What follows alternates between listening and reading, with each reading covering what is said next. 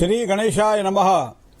લંબોદર નમસ્તુભ્યમ સતતમ મોદક પ્રિયમ નિર્વિઘ્નમ ગુરુ મે દેવ સર્વ કાર્યેષુ સર્વદા. સર્વ દર્શક મિત્રો સુપ્રભાત, જય શ્રી ગણેશ. વી ટીવીની આ વિશેષ રજૂઆત ભવિષ્ય દર્શન કાર્યક્રમ. ભવિષ્ય દર્શન કાર્યક્રમ એટલે મિત્રો જ્ઞાન, આધ્યાત્મિકતા અને જ્યોતિષનો આ ત્રિવેણી સંગમ. હું ડોક્ટર મહેન્દ્ર પંડ્યા આપ સૌનું હાર્દિક સ્વાગત કરું છું. મિત્રો, આ કાર્યક્રમની અંદર 12 રાશિના જાતકોનો આજે કેવો રહેશે દિવસ, શું સાચવવાનું રહેશે, કોના દ્વારા લાભ થશે, કઈ વસ્તુઓ દ્વારા નુકસાન થશે, કઈ રાશિને કયા ગ્રહો મજબૂત છે જેના કારણે સારા પરિણામો પ્રાપ્ત થશે ચંદ્ર અને નક્ષત્ર બળના આધારે. સાથે સાથે દિન વિશેષની અંદર વાત કરવી છે આજે શુક્રના રાશિ પરિભ્રમણની. આપના પ્રશ્નોના જવાબ, શું કરવાથી લાભ થાય, શું કરે તો નુકસાન, કયા મંત્રનો જાપ, શેનું કરવું જોઈએ દાન, આ બધી જ વાતો ભવિષ્ય દર્શન કાર્યક્રમમાં આપણે આજે કરવાના છીએ. શરૂઆત કરીએ પંચાંગથી. તદેવ લગ્નમ સુદિનમ તદેવ તારા બલમ ચંદ્ર બલમ તદેવ વિદ્યાબલમ દેવબલમ તદેવ લક્ષ્મીપતે તે દ્રિયુગમ સ્મરામી. મિત્રો, આજે 2/12/2024 અને સોમવાર છે. માગસર મહિનાના શુક્લ પક્ષની પ્રતિપદા કહેતા આજે એકમ છે. બપોરે 12 કલાક અને 42 સુધી ચાલે છે. ત્યારબાદ બીજીની શરૂઆત થશે. નક્ષત્ર ચાલી રહ્યું છે જ્યેષ્ઠા નક્ષત્ર. ઘ્રતિ નામનો યોગ અને બવ નામનું કરણ જે બપોરે 12 કલાક અને 42 સુધી ચાલશે. ત્યારબાદ બાલવ કરણની શરૂઆત થશે. વિછોડો છે, મતલબ આજે વૃશ્ચિક રાશિ છે. ન અને ય જેના અક્ષર છે એવા વૃશ્ચિક રાશિવાળા જાતકો માટે આજનો દિવસ મંગળમય રહેશે.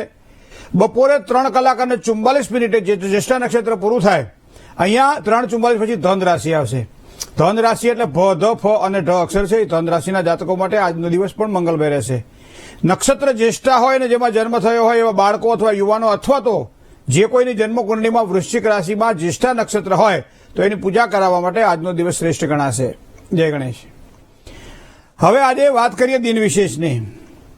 આપણે એમ કહીએ ગ્રહારાજ્યમ પ્રયશ્ચંતી ગ્રહારાજ્યમ હરંતી ચ ગ્રહેશુ વ્યાપિતમ સર્વમ ત્રૈલોક્યમ સચરાચર. ગ્રહો રાશિના પરિભ્રમણના આધારે પ્રકૃતિ ઉપર, મનુષ્ય ઉપર, જીવ, પ્રાણી, વાતાવરણ ઉપર એની અસર કરે છે. અને આપણા આર્ષદ્રષ્ટા ઋષિઓએ આ બધી વસ્તુઓને જોઈ અને પછી પોતાની કલમ વડે આપણા સુધી પહોંચતી કરી છે. પોતાના એક જ્ઞાનને આપતા સુધી પહોંચતું કર્યું છે. અને એવું જ એક વિશેષ જ્ઞાન છે જેને વિજ્ઞાન કહીએ છીએ આપણે. અને એમાં એક જ્ઞાન એવું છે જે પરાવિજ્ઞાન કહીએ છીએ અને એ છે જ્યોતિષ. જ્યોતિષના આધારે આકાશમાં આકાશીય પરિભ્રમણ કરતા ગ્રહોના જે પિંડ છે એ પિંડને આ શરીરના પિંડ સાથે કેવા સંબંધો છે અને એના કારણે એ પિંડમાં થતી ઉથલ પાથલ શરીરને કેવી અસર કરે છે. ચોમાસાની અંદર વરસતો વરસાદ, શિયાળામાં પડતી કડકડતી ટાઢ અને ઉનાળામાં ગરમીનો જે અહેસાસ કરાવતું હોય તો આ ઋતુનું પરિવર્તન આપણને સૂર્ય વિજ્ઞાન શીખવે છે.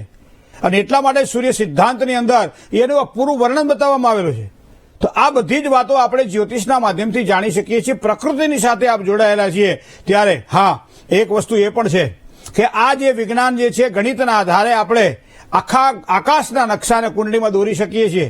અને એના દ્વારા ગ્રહોના પરિભ્રમણથી કયા ગ્રહો ક્યારે અને કેવી પરિસ્થિતિ નિર્માણ કરશે એનું આપણે આકલન કરતા હોઈએ છીએ.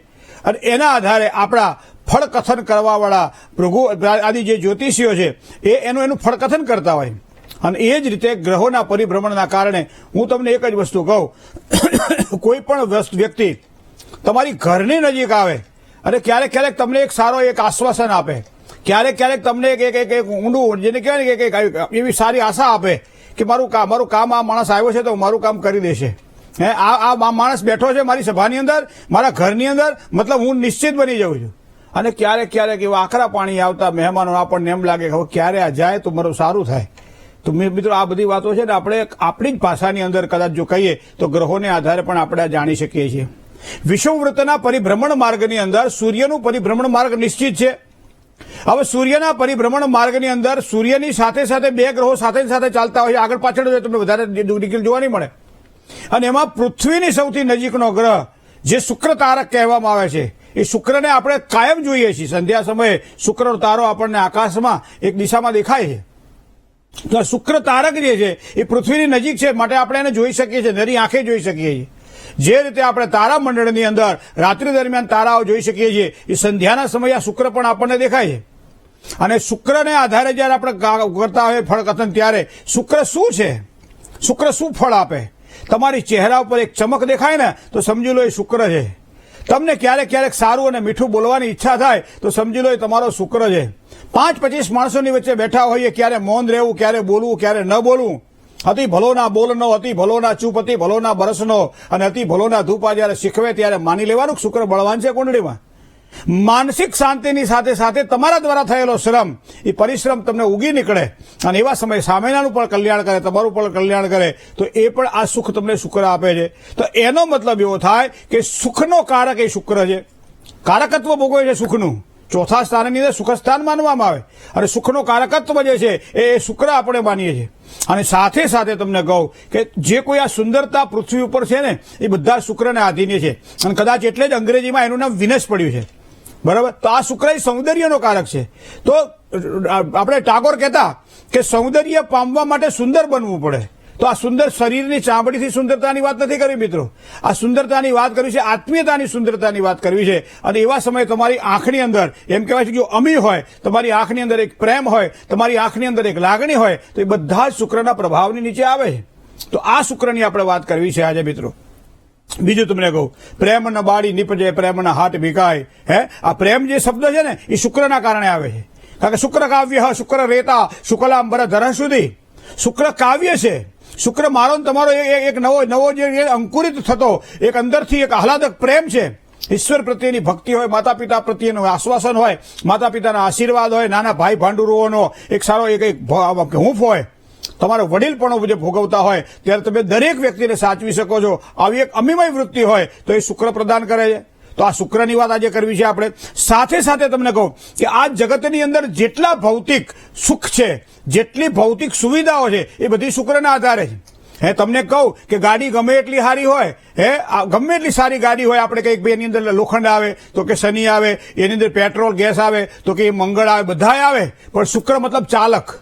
જો ચાલક ડ્રાઈવર બરાબર ના હોય તો આખી ગાડીનું કોઈ મહત્વ ખરું? એમને એમ મૂકી રાખવાની થાય, ચાંદલા કરી પગે લાગવાનું થાય દરરોજ. પણ ડ્રાઈવર જો સારો હોય તો ગાડીને સારી રીતે ચલાવી શકે છે. આ ડ્રાઈવરનું કામ જે છે એ શુક્ર કરે છે. એનો મતલબ કે ભૌતિકતા તો જીવનમાં ભગવાને આપી છે, પ્રારબ્ધના આધારે આપણે એને ભોગવીએ છીએ, પણ એ અતિરેક જયારે થતો હોય ત્યારે તમે વધારે ખાંડ ખાવ એટલે ડાયાબિટીસ થાય, સ્વાભાવિક છે. વધારે પડતું તમે ચાલો એટલે પગના તમારા જે કહેવાય એ ઘસાય, ઢાંકણીઓ ઘસાય, સ્વાભાવિક છે. તો આવા સમયે એમ કે અતિરેક જે છે એને જે દબાવી દે એ આ શુક્ર છે. તો શુક્ર તો કુંડળીમાં કેટલો ભૌતિકતાનો કારક ગ્રહ શુક્ર જયારે માનવામાં આવે ત્યારે સમગ્ર સૃષ્ટિના જે ભૌતિક સુખો છે એ શુક્ર દ્વારા પ્રદાન થાય છે.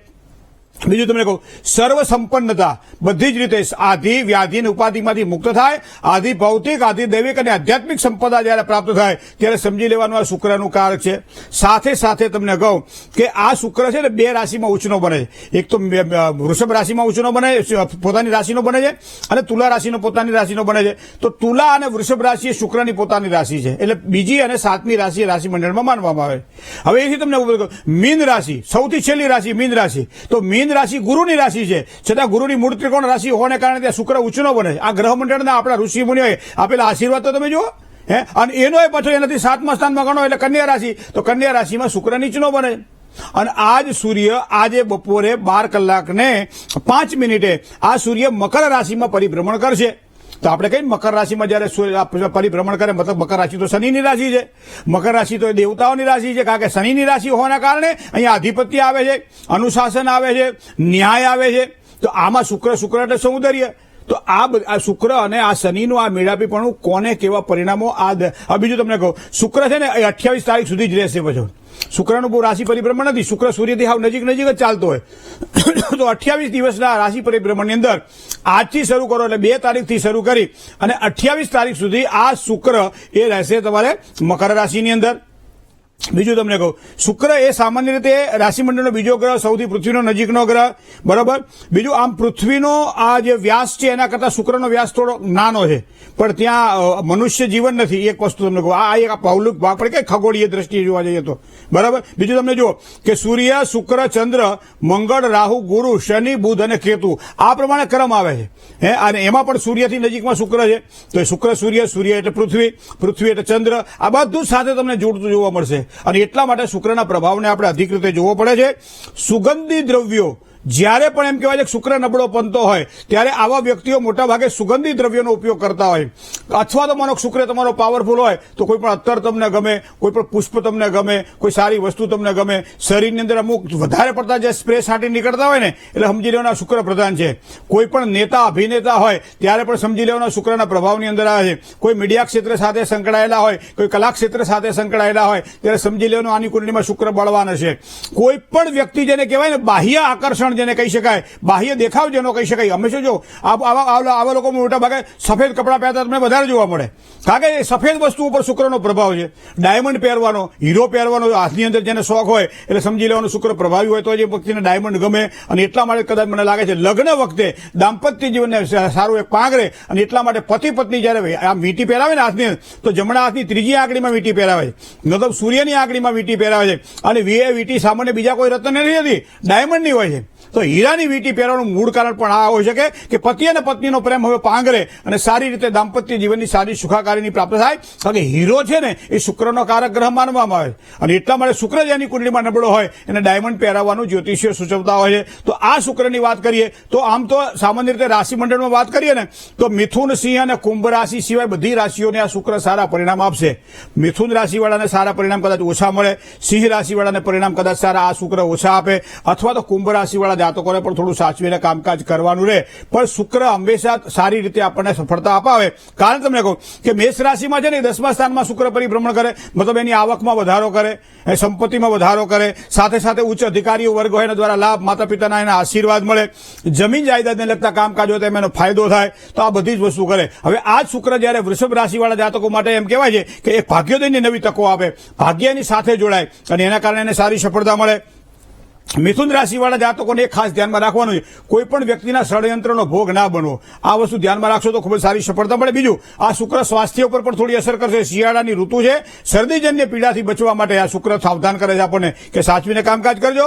કોર્ટ કચેરીને લગતા કોઈ પણ પ્રકારના કામકાજ હોય તો મિથુન રાશિવાળા જાતકોએ સાચવીને આ 28 તારીખ સુધી કામકાજ કરવાનું રહેશે. કર્ક રાશિવાળાને તો પતિ પત્નીનો પ્રેમ વધે એવો વિચાર કરો, તો ના હોય તો કદાચ કંઈક એવો સારો પ્રયત્ન કરો કે શુક્ર આપણા માટે આશીર્વાદ બને. કામકાજમાં, વેપારમાં, બધી જગ્યાએ સારો લાભ કર્ક રાશિના જાતકોને થાય. નવા કોઈ કામકાજ કરવાના હોય, દસ્તાવેજીય કામકાજ કરવાના હોય તો પાછો આ શુક્ર આપણને સારી સફળતા પ્રદાન કરે છે. સાથે સાથે કર્ક રાશિ પછી સિંહ રાશિ, તો સિંહ રાશિવાળા જાતકો થોડું સાચવવાનું રહેશે, કારણ કે વાદ વિવાદ વાળા કામકાજમાં કદાચ આ શુક્ર આપણને નુકસાન કરાવી શકે છે. સાથે સાથે શત્રુઓ દ્વારા થોડી પરેશાની આપી શકે છે. એ ઉપરાંત જઈએ તો યાત્રા પ્રવાસ કદાચ કરવાના હોય તો એમાં પણ થોડીક સાવધાની આ શુક્ર રાખવાનું આપણને સૂચવી રહ્યો છે. તો શુક્ર કેમ કહે છે થોડુંક સાચું ધીરે બાપુડિયા, આ 28 દિવસનો ગાળો છે, થોડુંક સાચવીને કામકાજ કરો.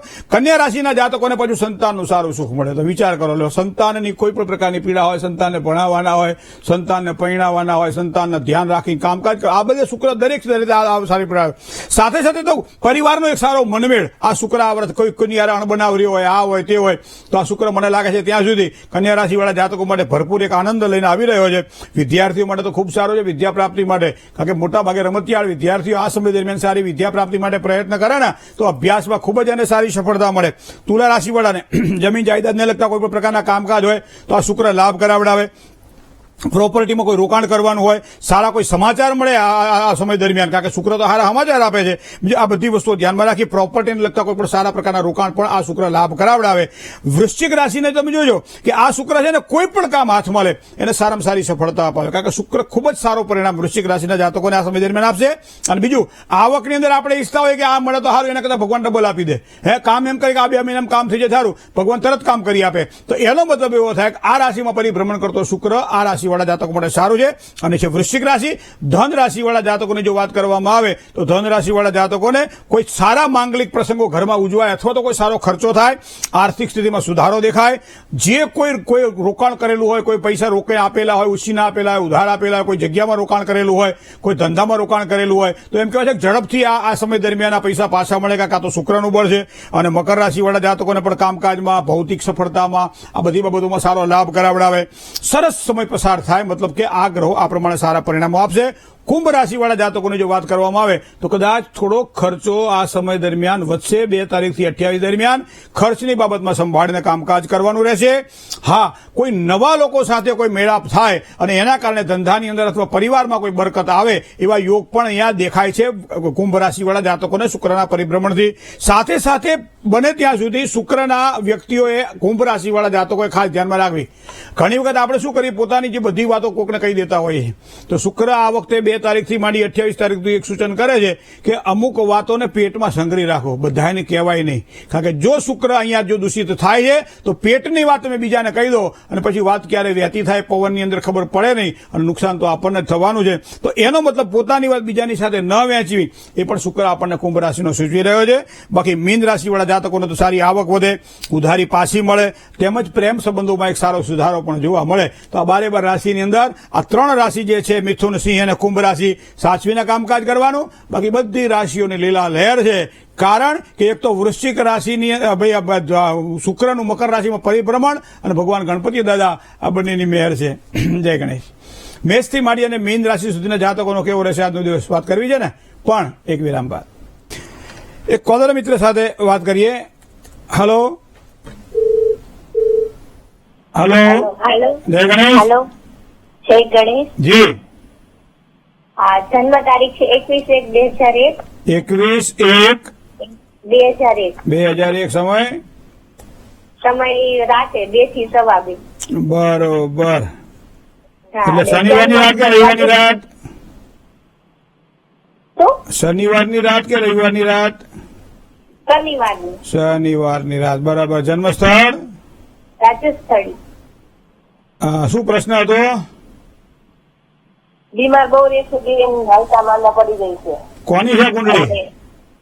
અમારા વહુની. એમને કઈ ક્રોધ થોડો ઓછો કરો? ક્રોધ કરે છે ને? હા, ક્રોધ કરે. તો થોડો ઓછો કરો. કે બધા શરીરના મૂળ બધા છે ને એ ક્રોધથી થાય છે. હાલતા બીમાર પડે છે ને એનું કારણ કે લોહી વિકાર કહેવાય એને. હા, બરાબર. તો હવે તમને બીજી વસ્તુ કહું કે મંગળ અહીંયા અધિશત્રુ બની દેહ ભાવમાં છે. તો એના માટે કરવું શું? કારણ કે આ તો મેં તમને નિદાન કીધું, એનું કાંઈક ઉપચાર તો કહેવો પડે ને. તો દર મંગળવારના દિવસે નજીકની અંદર ભગવાન ગણપતિનું મંદિર હોય તો 4 મુઠ્ઠી ઘઉં અને 2 મુઠ્ઠી ગોળ ભગવાન ગણપતિને આપવામાં આવે, પ્રસાદ તરીકે ધરાવીએ આપણે. અને ત્યારબાદ સંકટ નાશન ગણેશ સ્તોત્રના પાઠ કરીએ. એક ગાયત્રી, મંગળ ગાયત્રી છે, અંગારકાય વિદ્મહે, એ બહુ સરસ ગાય. અંગારકાય વિદ્મહે વાયુપુત્રાય ધીમહિ તન્નો ભૌમો પ્રચોદયાત. તો અંગારક છે અહીંયા, એટલે એ સ્વભાવની ઉગ્રતા છે. તો આ સ્વભાવની ઉગ્રતાને આપણે થોડીક ધ્યાનમાં રાખવી પડશે. તો એના માટે ક્રોધ બને એટલો ઓછો થાય એવું પ્રયત્ન કરો. રાત્રે 8 વાગ્યા પછી બને ત્યાં સુધી જમવાનું નહીં, આવી બધી ધ્યાનમાં રાખજો. ઘણી બધી સારી બાબતો છે. ગણપતિ દાદાની દર મંગળવારે પૂજા કરે તો સારો લાભ થાય. બરાબર છે. તો બધી જ વાતોને ધ્યાનમાં રાખવામાં આવે, સારી સફળતા મળે. ચોથા સ્તંભ લાગણીશીલ વધારે છે, જેના કારણે વારંવાર આ તકલીફો ઊભી થાય. તો એના માટે દરરોજ સવારમાં સૂર્યનારાયણને જળ ચડાવવામાં આવે. બીજી વસ્તુ છે તુલાદીપ જે શુક્ર છે, એ શુક્ર અહીંયા કુંડળીમાં જો જોવા જઈએ તો 5મા સ્થાનમાં ભગવાને ખૂબ સારું જ્ઞાન, સારી વિદ્યા આપી છે. પણ શનિ ગુરુ સાથે હોવાના કારણે ઘણી વખત એવું નથી કહેતા ભાઈ વધારે પડતું તમે કંઈક તપેલીમાં ભરેલું હોય અને લઈ નીકળો એટલે તપેલી છલકાય, એમ વધારે પડતી બુદ્ધિ કે વધારે પડતું જ્ઞાન પણ માણસને નુકસાન કરાવે. તો એના માટે શનિવારના દિવસે 91 કે ઉપવાસ કરશે તો પણ એને સારો લાભ થશે. જય ગણેશ. કર્ક, સિંહ અને કન્યા, તુલા, વૃશ્ચિક અને ધન રાશિવાળા જાતકો માટે કેવો રહેશે આજનો દિવસ, એ પણ વાત કરીએ નાનકડા વિરામ બાદ. મિત્ર સાથે વાત કરીએ. હલો હેલો, જય ગણેશ. જય ગણેશ. જી, મારા ભાઈ માટે પ્રશ્ન હતો. તમારા ભાઈનું નામ? અજયસિંહ. અજયસિંહ, બરોબર. વીરો મારો ડાયો ને પાટલે બેસીને નાયો. જન્મ તારીખો? 17/9/1999. 17/9/1999. સમય? 5:30 વાગે રોંઢે. પરોળીએ કે સાંજે? સાંજે. બરોબર. જન્મ સ્થળ? જામજોધપુર. શું પ્રશ્ન હતો બેન? એને ધંધામાં ક્યાંય મેળ નથી આવતો, એના લગ્ન યોગ ક્યારે છે? પહેલા તો તમે 100 કામ પડતા મૂકી અને એક ચંદ્રની સારી વીંટી એને પહેરાવી દો. બીજી વસ્તુ છે જ્યેષ્ઠા નક્ષત્રમાં જન્મ છે તો જ્યેષ્ઠા નક્ષત્રની શાંતિ કરાવી દો. આ 2 વસ્તુ કરવાથી ઘણી સફળતા મળશે. અને બીજું તમને કહું, ચંદ્રની સાથે સૂર્યનું રત્ન પણ પહેરાવી શકાય તો સારું છે. અથવા સૂર્યની રત્ન ન પહેરવું હોય તો દરરોજ સવારમાં સૂર્યનારાયણને જળ ચડાવે. પહેરવાની અંદર લાલ કપડાઓનો ઉપયોગ ઓછો કરે. રવિવારના દિવસે ગોળ અને ઘઉંનું દાન કરે. સાથે ગાયનું ઘીનું દાન પણ જો કોઈ મંદિરમાં કરે તો એને લગ્ન જીવનમાં આવતી અડચણો દૂર થાય. કારણ કે અહીંયા જે 7મું સ્થાન છે, 7મા સ્થાનનો સ્વામી સૂર્ય એ ખાડે પડેલો છે અને એના કારણે અત્યારે 26મું વર્ષ ચાલે છે. પણ જો કે આ વર્ષ દરમિયાન લગ્નની શક્યતાઓ દેખાય છે. થોડી ત્રુટીઓ પણ છે, કેમ કે મેષ રાશિનો જે ગુરુ છે ને એ લગ્નમાં વિલંબ કરાવડાવે, પણ એના માટે આપણે બૃહસ્પતિ શાંતિ પણ કરાવી શકીએ છીએ. બરાબર છે, તો બૃહસ્પતિ શાંતિની પૂજા કરવામાં આવે. બીજી વસ્તુ તમને ખાસ કહું, રાહુ શુક્ર સાથે યુતિમાં છે. પાત્રની પસંદગી જ્યારે કરો ત્યારે બહુ એટલો બધો આમ બહુ આગ્રહ ના રાખતા, પણ બહુ આમ છોડતા પણ નહીં. કારણ કે શુક્ર રાહુ છે ને એ ક્યારેક આપણને બાહ્ય દેખાવ અને બીજું બધું હારું બતાવે, પણ માયલા ગુણ મહાદેવજી જાણે. તો આ બધી વસ્તુને ધ્યાનમાં રાખી અને પાત્રની પસંદગી કરશો તો આ વર્ષ દરમિયાન એમના માટે સારા પરિણામો લાવશે. જય ગણેશ. બીજા કોલર મિત્ર સાથે વાત કરીએ. હાલો હાલો કૃષ્ણ મહારાજ. હાલો. હેલો, જય શ્રી કૃષ્ણ મહારાજ. જય શ્રી કૃષ્ણ મહારાજ. હા, મારા બાબા માટે પૂછવું હતું. હા 18/12/1989. હા એની જન્મ તારીખ 18/12/1989. બરાબર. સમય છે બપોરના 2:15 વાગે. હા અને જન્મ સ્થળ છે મુંબઈ. બરાબર. એનું ભવિષ્ય કેવું રહેશે? એના સંસારમાં સુખ નથી, બે માણસ સરખું. બરાબર. સમય નાની કયો મોટી કીધો? હા, સમય કયો કીધો? સમય બપોરના 2:15 વાગે. બરાબર. અને જન્મ સ્થળ મુંબઈ. હા સંસારનું સુખ પૂરું મળ્યું નથી એવું ને? હા, બે માણસને અણબન ચાલ્યા જ કરે છે. પણ આ તો બધાને ચાલે બેન, ઘરે ચાલે આવું બધું તો. ના એવું નથી મહારાજ. હા. એમને વચ્ચે એટલી બધી અણબન રહી હતી ને તો બાબો 4-5 વર્ષ મારા ઘરે જ રહ્યો, પછી પાછો ગયો. એ ઘણા તો- 2-3 વર્ષથી સાથે રહે છે. હા તોય હજી જોઈએ એવી શાંતિ નથી એમ. બરોબર. હવે શાંતિ માટે તમે બાબાને જરા થોડું કઈ કહેશો? હા બોલ. એ આમાં ઉગ્ર થઈ જાય ને, ઝઘડા કરવામાં ઉગ્રતા જે બોલી નાખું ને ઉતાવળાએ, હા અને આમ ગુસ્સામાં બોલું, એ સાંભળ્યા વગર બોલું, આવું થોડીક એક લાગે છે કુંડળી પ્રમાણે. હા સાચું છે? હા એટલે શું બાબાનો ગુસ્સો વધારે છે એમ તમારું ગુસ્સો કેવું? વધારે નહીં, આમ બોલે ને ત્યારે થોડો ક્રોધથી બોલે એમ.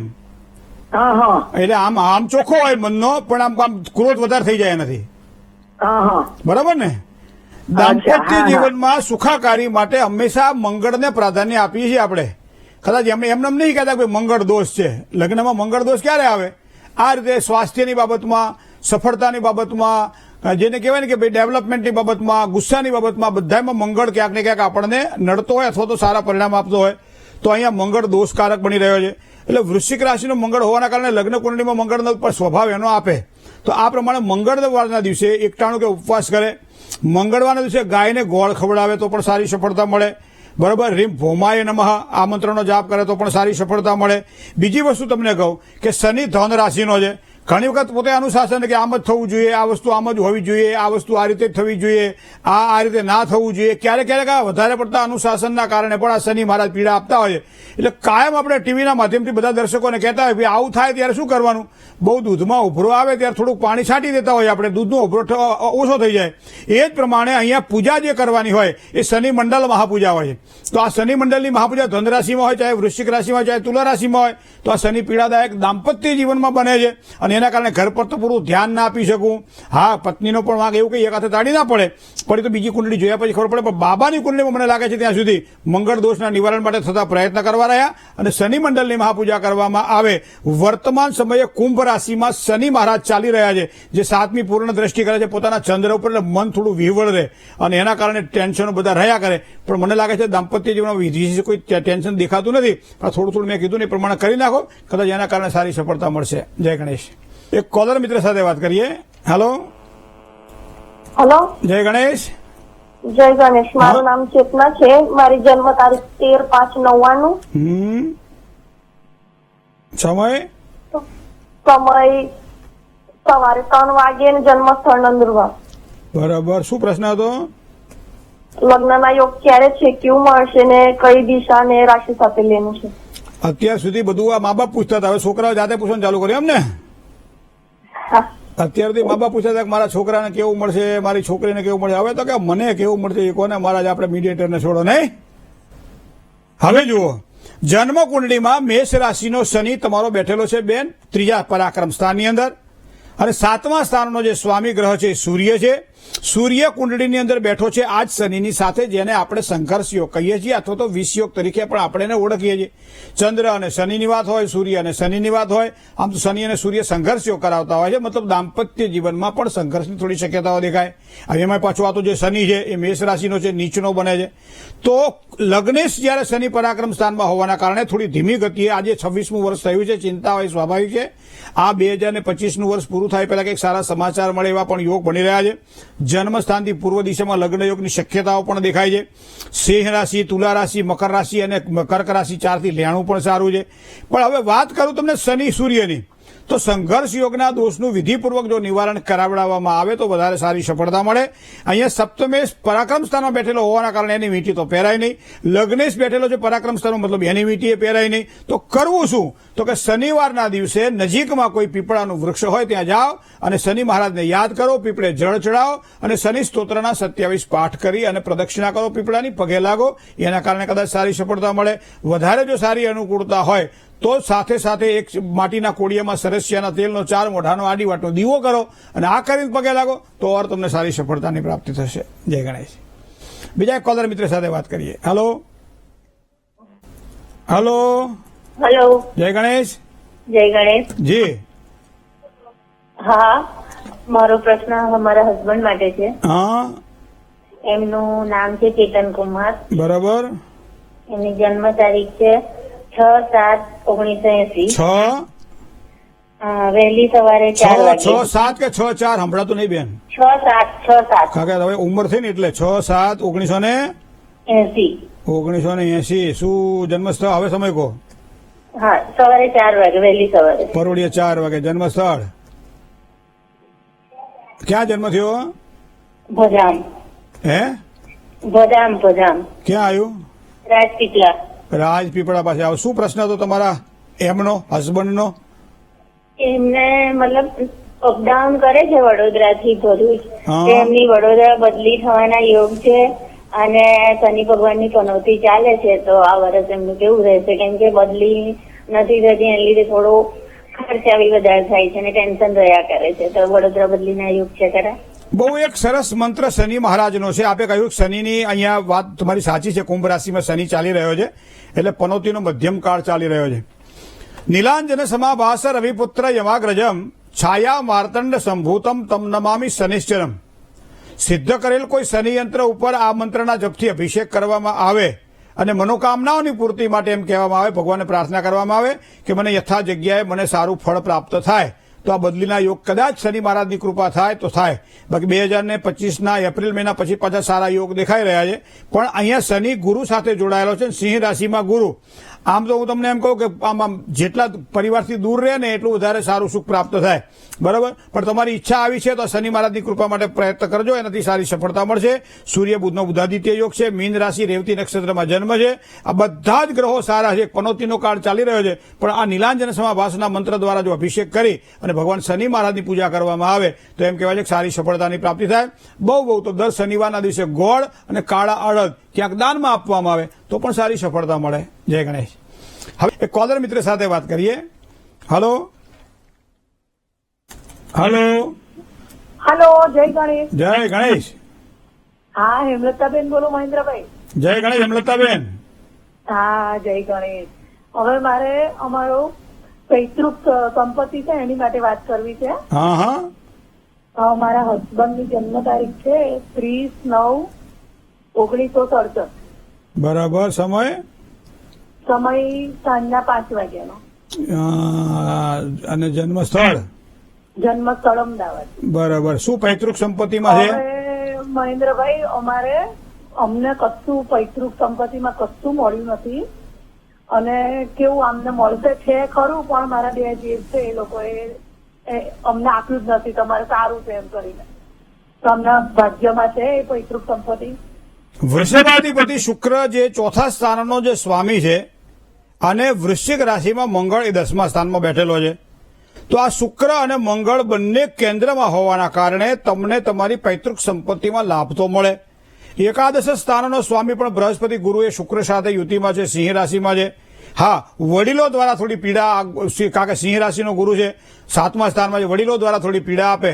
પણ મને લાગે છે થોડીક જો સમજણ કેળવવામાં આવે, એકબીજાને વ્યવસ્થિત સમજવામાં આવે અને પોતાનો જે હિસ્સો છે, ઘણી વખત અમે સરેરાશ જોયું છે કે નાના ભાઈઓ અને મોટા ભાઈઓ વચ્ચે જયારે સંપત્તિની વહેંચણીની વાત આવતી હોય ત્યારે મા બાપ ન હોય, પછી ખાસ થોડી તકલીફો થતી હોય છે અને એવા સમયે આમ કંઈક ને કંઈક સમસ્યાઓ રહેતી હોય છે. પણ તમારી કુંડળી પ્રમાણે તો મને લાગે છે સારું છે.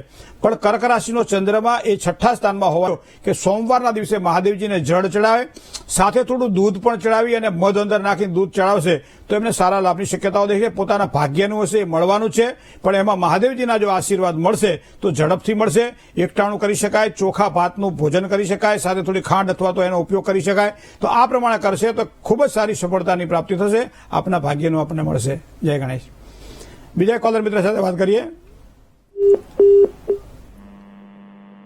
હલો. હેલો. જય ગણેશ.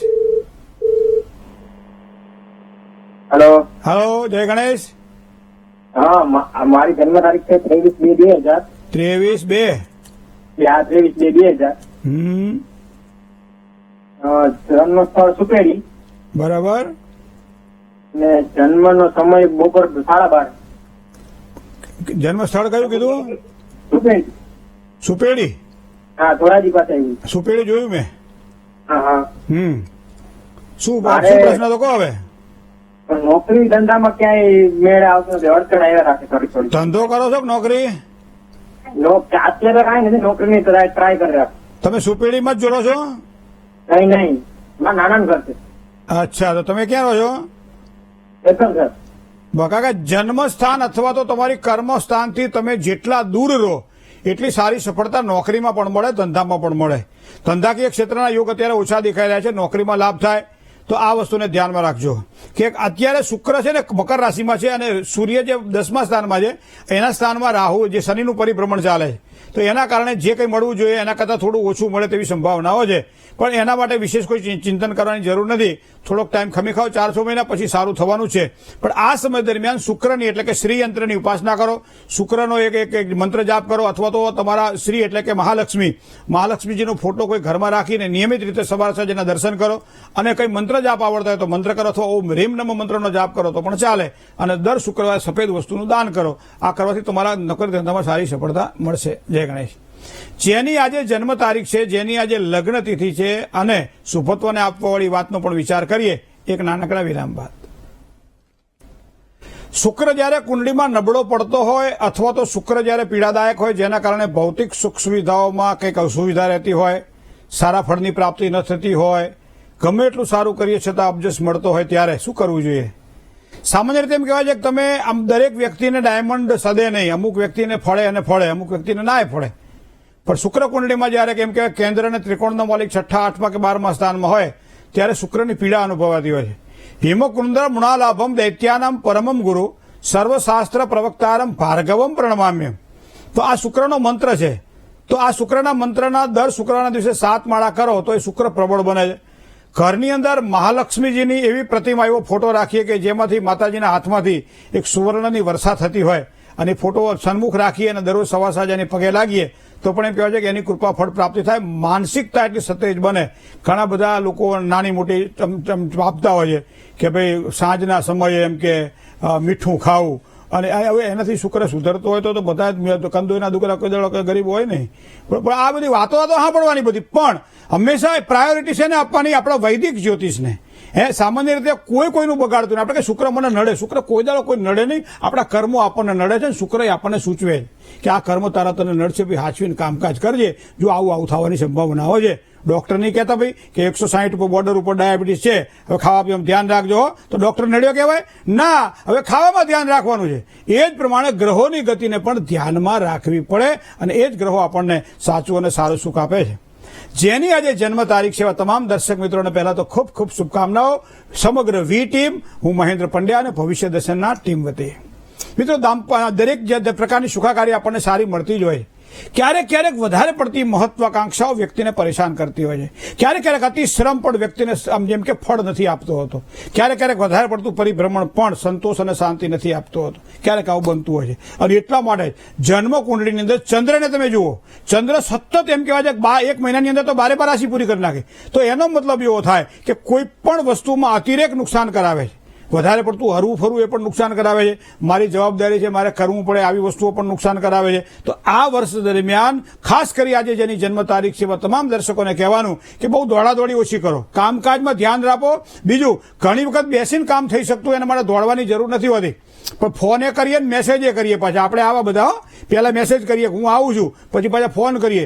એટલે પેલા કે હા તારો મેસેજ મેં જોયો, તો કે મને એમ કે ના જોયો હોય તો ચંદ્ર છે વિહવળતા, માનસિક જે અશાંતિ જેને કહી શકાય. પણ મને લાગે છે આ વર્ષ તમારા માટે આ બાબતે સારું છે. તમારું મનોબળ મક્કમ રહેશે, કામકાજમાં સફળતા મળશે, પરિવારનો પ્રેમ મળશે. કોઈ સ્થળાંતર કરવાનું હોય, જમીન મકાન મિલકત કંઈ લેવાનું હોય કે બદલવાનું હોય તો આ વર્ષ તમારા માટે સારું છે. સાથે સાથે મહાદેવજીની ઉપાસના તમને ખૂબ જ સારો લાભ કરાવડાવે. ભગવાન મહાદેવનું એક રુદ્રાભિષેક જે સ્તોત્ર છે, નમો ભવાય સર્વાય રુદ્રાય વરદાય ચ પશુનામ પતય નિત્ય ઉગ્રાય ચ કપરદિન, આ બહુ સરસ સ્તોત્ર છે. અને દર સોમવારના દિવસે બને તો દરરોજ કરો, પણ ન થાય તો દર સોમવારે મહાદેવજીને મનાવો અને મહાદેવજીના મંદિરમાં જઈ અને દૂધ અને જળ ચડાવી અને આ અભિષેક દ્વારા આ સ્તોત્રનું પારાયણ કરો. મહાદેવજીની કૃપાથી તમારું કાર્ય સરળ બનશે. શેનોથી ધ્યાન રાખવું પડશે આ વર્ષ દરમિયાન? કોઈ પણ પ્રકારના લેવડ દેવડના કામકાજ કરવાના હોય અથવા કોઈ પણ વ્યક્તિની વચ્ચે મધ્યસ્થી કરવાની હોય તો થોડું ધ્યાન રાખીને કામકાજ કરવું પડશે. એ ન થાય એનું પણ ધ્યાન રાખવું પડશે અને કદાચ કરવું પડે તો સાચવીને કામકાજ કરવું પડશે, નહીં તો ખોટા પરિણામ આવી શકે છે. સાથે સાથે ઉપાયની વાત કરી કે મહાદેવજીની ઉપાસના તમને ખૂબ જ સારો લાભ કરાવડાવશે. હવે જેની આજે મેરેજ એનિવર્સરી છે, જેની આજે લગ્ન તિથિ છે, તો આમ તો એમ કે સૂર્ય એટલે પુરુષ અને ચંદ્ર એટલે સ્ત્રી. તો આ વર્ષ દરમિયાન જેનો સંસાર સારો જેને જોઈતો હોય એ બને ત્યાં સુધી યા દેવી સર્વભૂતેષુ માતૃરૂપેણ સંસ્થિતા નમસ્તસ્ય નમસ્તસ્ય નમસ્તસ્ય નમો નમઃ આ મંત્રનો જાપ કરે તો એને સારી સફળતાની પ્રાપ્તિ થાય. હંમેશા તમે જે અપેક્ષા રાખો છો એ અપેક્ષાને બોલતા શીખો. ઘણી વખત આપણે બોલીએ નહીં, સામેની વ્યક્તિને એમ થાય કે આને સમજી જવું જોઈએ, નહીં ના સમજે પછી ઝઘડા થાય. ઘણી વખત આપણે કહેતા હોઈએ કંઈ હા બોલે સમજે કંઈ અથવા એને ટાઈમ ના હોય, એના કારણે પરેશાની ઊભી થાય. આ વર્ષ દરમિયાન ચંચળતા થોડી હળવી થશે, માનસિક પરેશાનમાંથી મુક્તિ મળશે. જે કંઈ ધાર્યા કાર્ય છે થશે. સંતાનના સારા સુખાકારીની વાત હોય, સંસારની સુખની વાત હોય, પરિશ્રમ દ્વારા મળતી સફળતાની વાત હોય, જશની વાત હોય, માનસિક શાંતિની વાત હોય, આ વર્ષ દરમિયાન તમારું કાર્ય સફળ બનશે. પણ એના માટે પાર્વતીની ઉપાસના, મા પાર્વતી ભગવતી જગદંબાની ઉપાસના કરવી ખૂબ જ જરૂરી છે. એ કરવાથી દાંપત્ય જીવનમાં સારી સુખાકારીની પ્રાપ્તિ થશે, માનસિક શાંતિ પણ મળશે. દર સોમવારના દિવસે દૂધમાં સેજ સાકર નાખી અને માતાજીને કુળદેવીને પ્રસાદ તરીકે ધરાવો અને ત્યારબાદ પ્રસાદ પોતે ગ્રહણ કરો, પતિને આપો, પત્નીને પીવે અને સાથે સાથે સંતાનો અથવા માતા પિતા ઘરમાં જે વડીલ વર્ગ હોય એને પણ આ પ્રસાદ આપો. બધાનું કલ્યાણ થશે અને બધાના કલ્યાણમાં આપનું કલ્યાણ છુપાયેલું છે. આ વસ્તુને જો ધ્યાનમાં રાખશું તો ખૂબ જ આનંદમય આપણો સંસાર આ વર્ષ દરમિયાન પસાર થશે. હવે તન્મે મનઃ શિવ સંકલ્પમસ્તુ. શુભત્વની વાત કરીએ તો અંક આજનો 2 છે, જે શુભત્વને આપવા વાળો અંક છે. રંગની વાત કરીએ તો સફેદ રંગ ખૂબ જ સારો લાભ કરાવડાવે આજના દિવસ માટે. અને એમાં પાછો આસમાની રંગ હોય તો ઓર સારો. સારા સમય, સારો સમય અને સારો રંગ. સમયની વાત કરીએ તો સવારમાં 9 કલાક અને 31 મિનિટથી 11 કલાક સુધીનો સમય એ શ્રેષ્ઠ સમય છે. આ સમય દરમિયાન કરેલું કોઈ પણ કાર્ય સારી સફળતા પ્રદાન કરશે. રાહુકાળ પણ જોઈએ તો સવારમાં 8 કલાક અને 2 મિનિટથી 9 કલાક અને 31 મિનિટનો રાહુકાળ દરમિયાન કોઈ પણ નવા કામકાજની શરૂઆત ન થાય એનું ધ્યાન રાખવું પડે છે. શુભત્વની દિશાની વાત કરીએ તો દક્ષિણ દિશા એ શુભત્વને આપવાવાળી દિશા છે મિત્રો. દક્ષિણ દિશામાં કોઈ પણ કરેલું કાર્ય ખૂબ જ સારો લાભ કરાવડાવે. અશુભત્વની વાત કરીએ તો અગ્નિ ખૂણો આજના દિવસ માટે સાચવવાનો રહેશે. વાયવ્ય ખૂણામાં પણ બને ત્યાં સુધી કામ ન થાય અથવા તો મુસાફરી કરવી પડે તો ટાળવી અથવા તો દક્ષિણ દિશા તરફ પ્રયાણ કરી અને પછી વાયવ્ય કે અગ્નિ ખૂણાનો આશ્રય લેવામાં આવે તો સારી સફળતા મળે. રાશિની વાત કરીએ તો મિથુન રાશિ, જેના અક્ષર ક, છ અને ઘ છે. આ મિથુન રાશિવાળા જાતકોએ આજે તન, મન અને ધનથી સાચવીને કામકાજ કરવાનું રહેશે. જય ગણેશ. વિરામ બાદ સૌ દર્શક મિત્રોનું હાર્દિક સ્વાગત છે ભવિષ્ય દર્શન કાર્યક્રમમાં. શું કરવાથી લાભ થાય? આજના દિવસ માટે રુદ્રાભિષેક કરી ભગવાન શિવની મહાપૂજા જો કરીએ તો વધારે સારા લાભની શક્યતાઓ પ્રબળ બને. ભગવાન મહાદેવજીના આશીર્વાદ પ્રાપ્ત થાય. ઘણી વખત આપણને મંદિરમાંથી અથવા તો એવી જગ્યાએથી ફૂલ તોડવાની ટેવ હોય છે, છોડવાને પણ આપણે તોડતા હોય છે ક્યારેક ક્યારેક. પણ એટલી ખબર પડે કે જે આપણે વાવ્યું નથી તો આપણે કેમ એને તોડી શકીએ? કોઈના જે ફૂલ છોડ વાવેલા હોય એમાંથી આપણે ફૂલ કેમ ચૂંટી શકીએ? તો મિત્રો તમારે ફૂલ ભગવાનને ચડાવવાના હોય તો મંદિરમાં અથવા આજુબાજુના ઘરની કોઈ જગ્યાએ ફૂલ છોડ વાવજો અને એ જ ભગવાનને ચડાવજો તો એનાથી સારો લાભ થશે. બાકી વડવા હોય રોપેલા ઝાડ અત્યારે આપણને છાંયો આપે છે પણ અત્યારે આપણને વાવવાનો ટાઈમ નથી રહ્યો. તો આમાંથી થોડુંક જો શીખજો આજના દિવસ માટે તો ખાસ જરૂરી છે. ફૂલ છોડ બને ત્યાં સુધી તોડવા નહીં અને મેં મંદિરમાંથી તો નહીં જ તોડવા. ઓમ પરમેષ્ટિને નમઃ મંત્ર ખૂબ જ શ્રેષ્ઠ મંત્ર છે અને આ મંત્રથી મનની પ્રસન્નતા વધશે અને સાથે સાથે કાર્યક્ષેત્રમાં પણ વિકાસ થશે. મંદિરમાં અથવા ખુલ્લી જગ્યામાં એમ કહેવાય છે કે આ જ સારું મોટું દાન છે. ઝાડ રોપો, દરરોજ પાણી પાઓ અને દર અઠવાડિયે પોતાના સંતાનોને ઝાડ પાસે લઈ જઈ અને છોકરાઓનો જેમ બર્થડે હોય અને ઉજવતા હોઈએ એમ ઝાડનો પણ બર્થડે દર વર્ષે ઉજવો. તો આ પ્રમાણે કરવાથી સૌથી મોટી પ્રકૃતિની સેવા કરી ગણાશે અને સૌથી મોટું દાન પણ આ જ ગણાય છે. જય ગણેશ.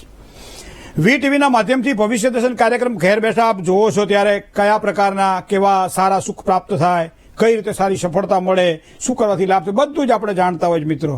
પણ ઘણી વખત ટપાલ દ્વારા પણ આપ આપના પ્રશ્નોને અમારા સુધી પહોંચતા કરી શકો છો કારણ કે ફોન નથી લાગતો. તો શું કરવું જોઈએ? તો એ ટપાલ લખવા માટેનું અમારું સરનામું પણ આપ નોંધી લો.